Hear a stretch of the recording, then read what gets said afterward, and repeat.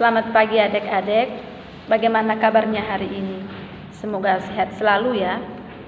Jadi pada hari ini kita akan melanjuti materi minggu kemarin yang berkaitan dengan teks anekdot. Jadi pada hari ini kita mempelajari tentang teks anekdot dari aspek makna tersirat.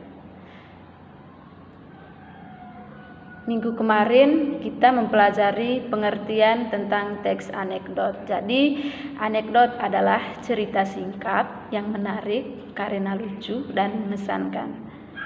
Biasanya mengenai sindiran, kritikan terhadap orang penting atau orang terkenal dan berdasarkan kejadian yang sebenarnya. Berikutnya adalah fungsi anekdot. Kalian bisa melihat gambar di samping. Gambar di samping juga merupakan contoh anekdot. Jadi, fungsi anekdot adalah sebagai hiburan atau intermezzo yang dilengkapi dengan sindiran atau kritikan terhadap suatu hal. Berikutnya, isi pokok teks anekdot. Mungkin kalian juga bisa melihat gambaran di samping. Gambaran di samping juga merupakan contoh anekdot. Jadi isi pokok teks anekdot yang pertama itu adalah masalah yang dibahas. Jadi apa masalah yang dibahas dalam anekdot tersebut. Yang kedua adalah unsur humor. Jadi apa sih kelucuan dalam anekdot tersebut. Yang ketiga, makna tersirat yang disampaikan. Jadi apakah ada yang tersembunyi dalam teks anekdot tersebut. Selanjutnya adalah contoh teks anekdot. Jadi judul teks anekdotnya adalah dosen juga menjadi pejabat. Di kantin sebuah universitas, Udin dan Tono, dua orang mahasiswa sedang berbincang-bincang. Tono, saya heran, dosen ilmu politik kalau mengajar selalu duduk, tidak pernah mau berdiri. Udin, begitu saja diperhatikan sih Tono, ya Udin tahu sebabnya. Udin, barangkali saja beliau capek atau kakinya tidak kuat berdiri.